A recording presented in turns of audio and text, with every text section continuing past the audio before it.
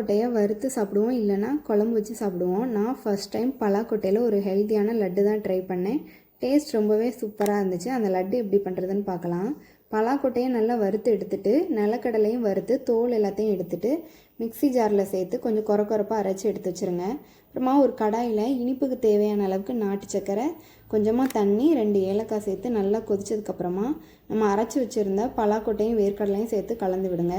இது கூடவே ஒரு கை அளவுக்கு துருவின தேங்காய் சேர்த்து கலந்து விட்டுட்டு கொஞ்சமாக நெய் சேர்த்து உருண்டை பிடிச்சோன்னா ஹெல்த்தியான பலாக்கொட்டை லட்டு ரெடி ஆயிரும்.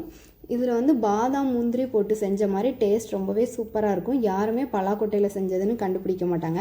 கண்டிப்பாக நீங்களும் ட்ரை பண்ணி பாருங்கள். நெக்ஸ்ட் vlogல பார்க்கலாம்.